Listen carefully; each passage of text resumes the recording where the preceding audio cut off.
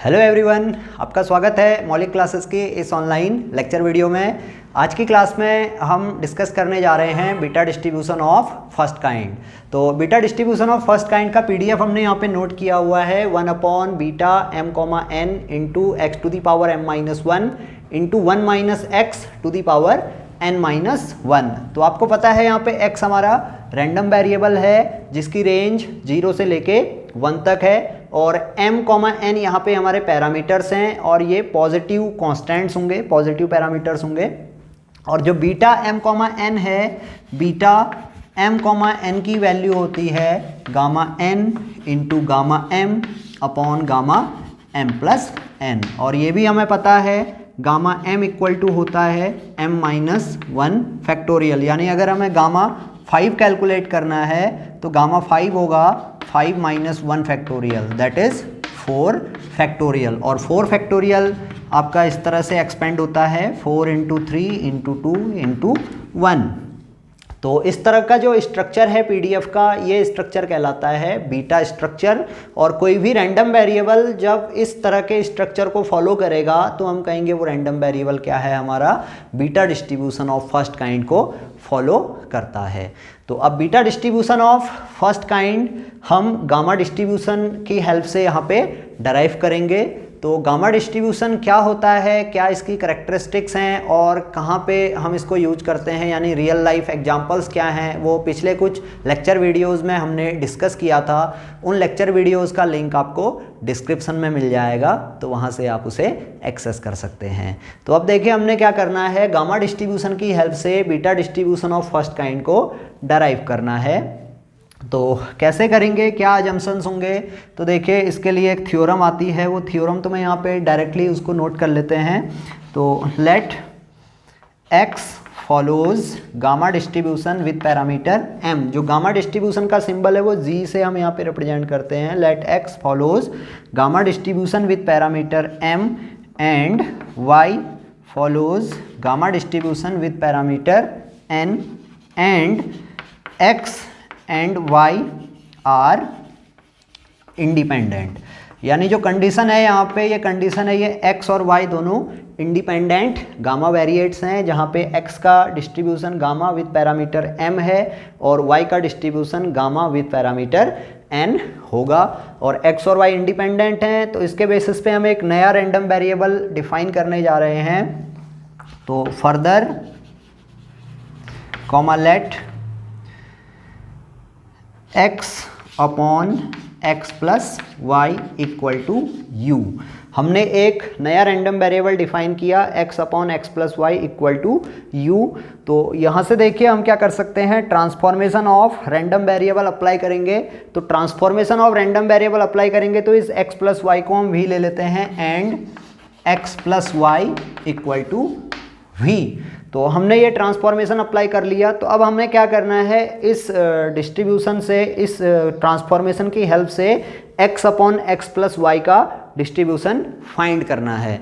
हमें पता है देखिए गामा वेरिएट की, एक गामा डिस्ट्रीब्यूशन की एक प्रॉपर्टी होती है, the sum of two independent gamma variates is also a gamma variate. तो यहाँ पे देखिए हम क्या कर रहे हैं, x और y दो गामा वेरिएट हैं, x प्लस वाई क्या होगा, सम ऑफ गामा वेरिएट्स होगा। तो इस x प्लस वाई का डिस्ट्रीब्यूशन तो हमारा गामा डिस्ट्रीब्यूशन होगा। लेकिन जब ये रेशियो हम कैलकुलेट कर रहे हैं x divided by x plus y, तो ये रेशियो का क्या डिस्ट्रीब्यूशन है, तो जब हम देखेंगे इस रेशियो का डिस्ट्रीब्यूशन आपका beta distribution of first kind आएगा। यानी हमें क्या करना है, यहाँ पे u का डिस्ट्रीब्यूशन फाइंड करना है। तो हम क्या करेंगे, हमने देखिए इस वेरिएबल को u ले लिया और यहाँ पे x प्लस वाई को v ले लिया है। तो हम u और v का जॉइंट पीडीएफ आइडेंटिफाई करेंगे क्या होगा। उसके बाद जब जॉइंट पीडीएफ हमें मिल जाएगा तो जॉइंट पीडीएफ में v के टर्म्स में हम इंटीग्रेशन करेंगे तो हमें u का पीडीएफ मिल जाएगा। तो u का पीडीएफ क्या होगा, ओबियस है beta distribution of first kind होगा। तो कैसे इसे करते हैं, देखिए हमने क्या किया, x upon x plus y को u ले लिया और x प्लस वाई को v ले लिया। तो देखिए क्या रिजल्ट मिलेगा, x इक्वल टू हमें मिलेगा u into v. x upon x plus y हमारा v है, तो यहाँ से x equal to u into v and y equal to v minus u v हमें मिलेगा। तो ये देखेंगे हम क्या रिजल्ट आएगा हमारे पास, x equal to u v and y equal to v into 1 minus u. ये ट्रांसफॉर्मेशन हमने इस तरह से ले लिया। तो अब हमें क्या करना है, जो पीडीएफ होगा जॉइंट पीडीएफ x और y का, उस जॉइंट पीडीएफ को हम यहाँ पे नोट करते हैं। देखिए x और y हमारे इंडिपेंडेंट हैं, तो हमें पता है जॉइंट पीडीएफ की प्रॉपर्टी होती है f x comma y equal to f x into f y if and only if x and y are independent. यानी अगर x और y इंडिपेंडेंट हैं तो x और y का जॉइंट पीडीएफ दोनों मार्जिनल पीडीएफ के मल्टीप्लिकेशन के टर्म्स में हम लिख सकते हैं। तो अब हमें देखिए fx नोन है, x का distribution gamma variate with parameter m है। तो यहाँ पे जो fx होगा ये होगा 1 upon gamma m into e to the power minus x to the power m minus 1 where x is greater than or equal to 0। ये तो हुआ x का पीडीएफ। इसी तरह से जब y का पीडीएफ हम लिखेंगे तो fy हो जाएगा हमारा 1 upon gamma n into e to the power minus y to the power n minus 1 where y greater than or equal to 0। तो हमारे पास x का मार्जिनल पीडीएफ है, y का मार्जिनल पीडीएफ है। तो हम क्या करेंगे, x और y का जॉइंट पीडीएफ इस तरह से नोट कर सकते हैं। तो इसे हम मल्टीप्लाई करते हैं। तो देखिए जब fxy हम यहाँ पे निकालेंगे तो fxy में क्या होगा, fx और fy हमारे मल्टीप्लाई हो जाएंगे।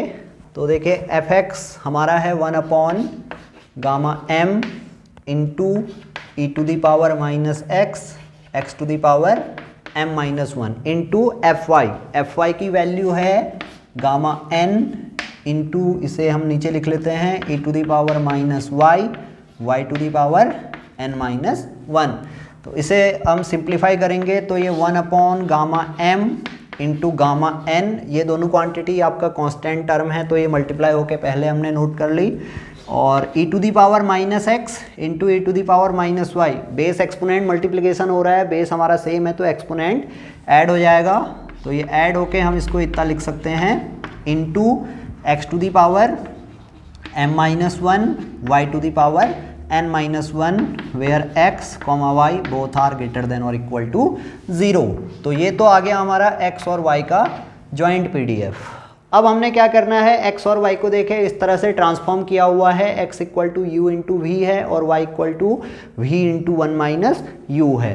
तो इन दोनों की वैल्यू यहाँ पुट करेंगे तो हमें एफ यू वी मिलेगा।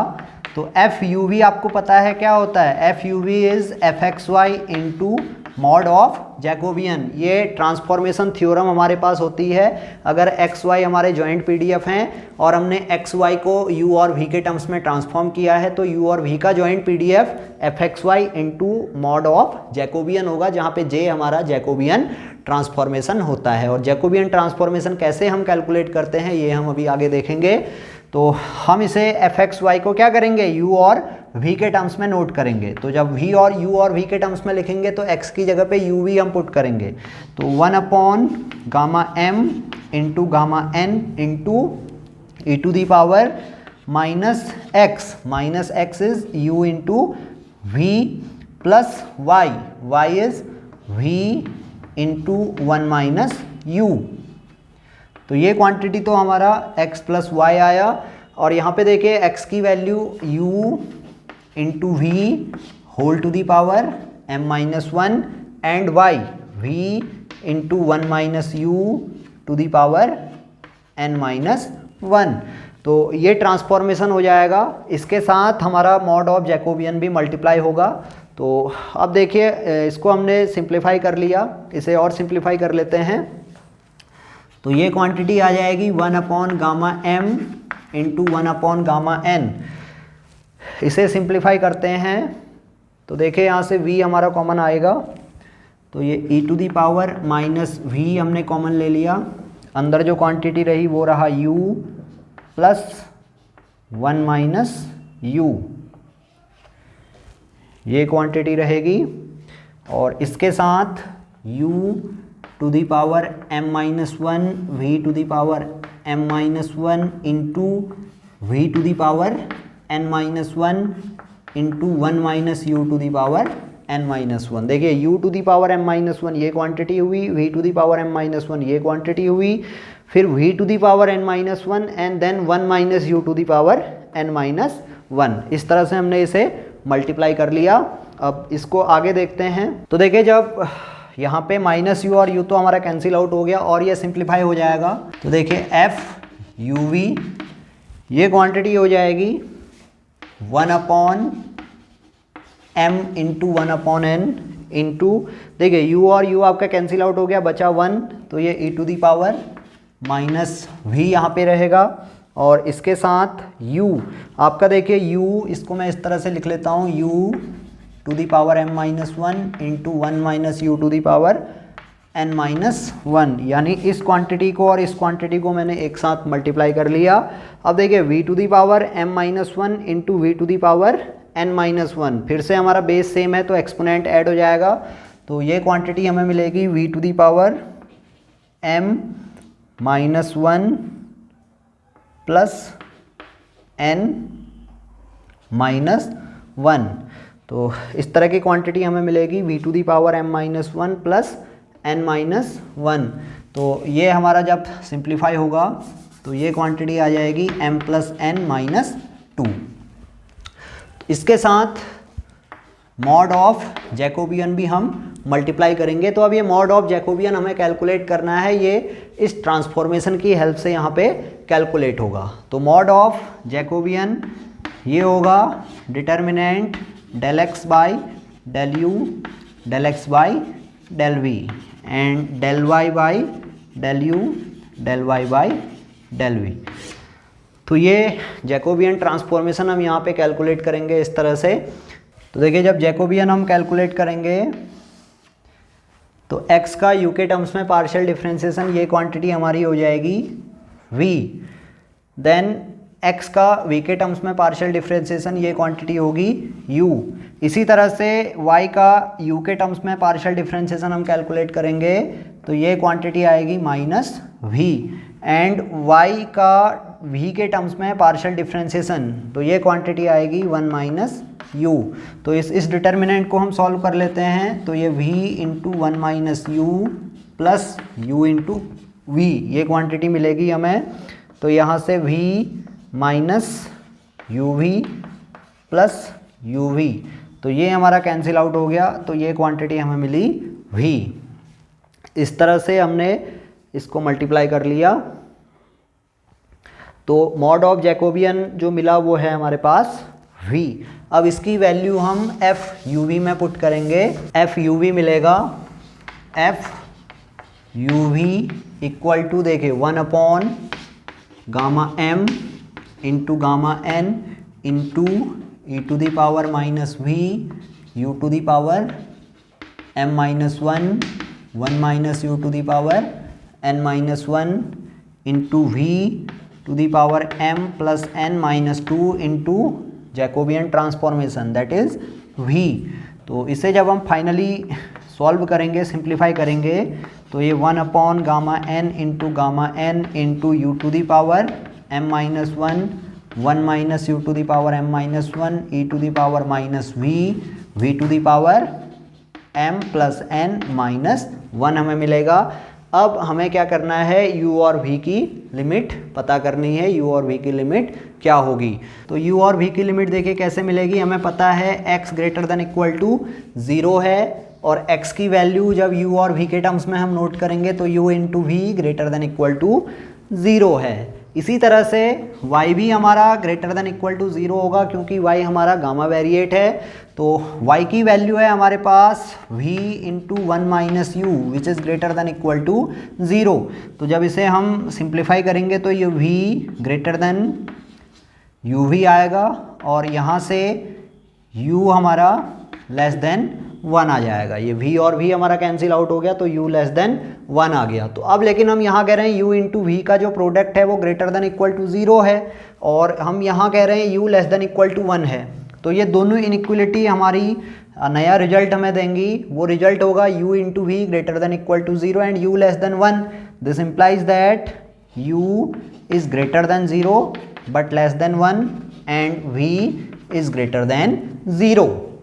तो ये लिमिट हमें मिल गई अपने इस एफ यू वी यानी joint PDF of u v के लिए। तो ये लिमिट हमें मिली यहाँ पे u greater than 0 less than 1 and v greater than equal to 0।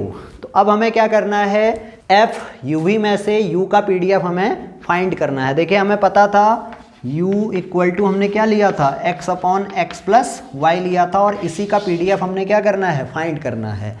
तो देखिए u का पीडीएफ फाइंड करने के लिए हम क्या करेंगे, इस एफ यू वी को v के टर्म्स में इंटीग्रेट करेंगे।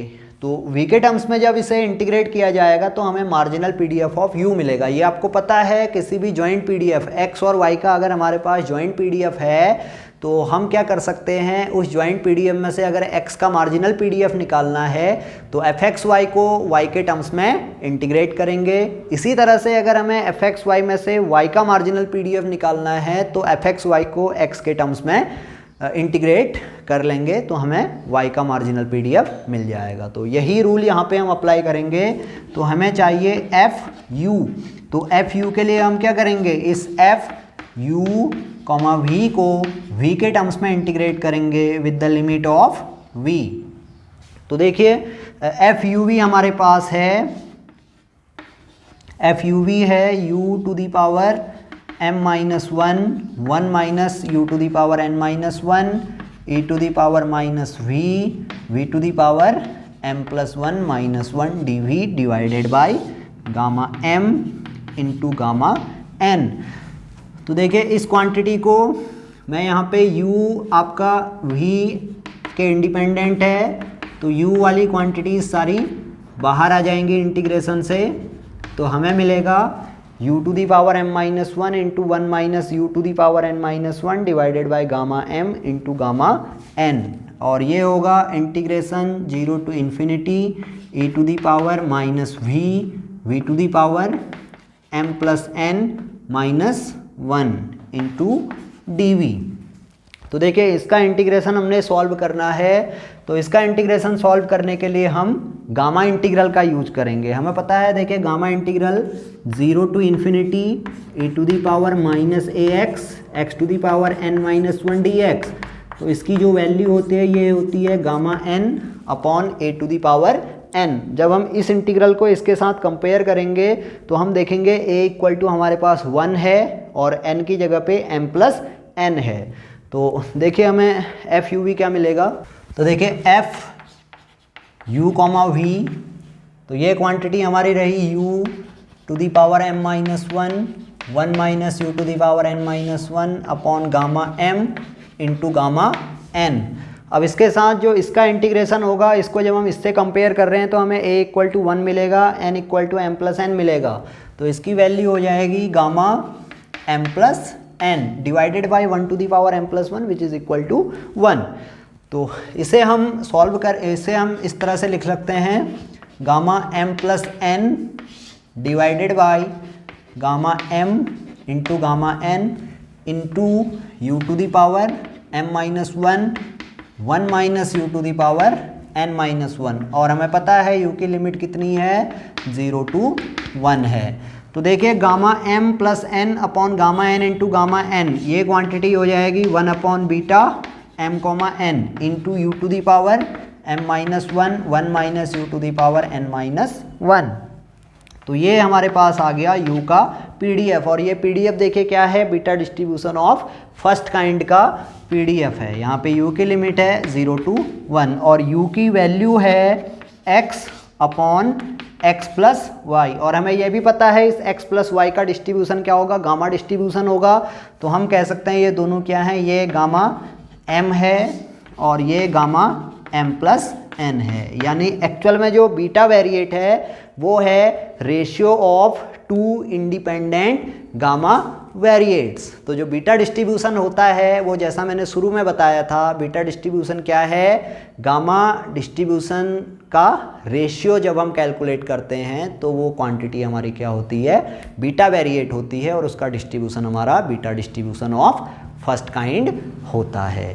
तो इसी तरह से जब हम gamma m upon gamma n calculate करेंगे, उसका पीडीएफ निकालेंगे, तो वो beta distribution of second kind हमें मिलेगा। तो इस तरह से देखिए हमने अपना बीटा डिस्ट्रीब्यूशन डिफाइन किया है। तो बीटा डिस्ट्रीब्यूशन के एग्जांपल्स, जहाँ पे रियल लाइफ एग्जांपल्स की बात की जाए तो उस केस में बीटा डिस्ट्रीब्यूशन यूज होगा जहाँ पे हमारी रेशियो क्वांटिटीज़ होंगी, यानी जहाँ पे रेशियो क्वांटिटीज़ का डिस्ट्रीब्यूशन हमें देखना होगा तो वहाँ पे beta distribution of first kind आएगा। तो देखें यहाँ पे रेशियो क्वांटिटीज़ हैं हमारे पास। गामा डिस्ट्रीब्यूशन आपका एक इंडिपेंडेंट वेरिएबल हमने गामा वेरिएट न्यूमरेटर में लिया है और एक गामा वेरिएट डिनोमिनेटर में लिया है। जब इन दोनों का रेशियो हमने कैलकुलेट किया तो ये बीटा डिस्ट्रीब्यूशन आया।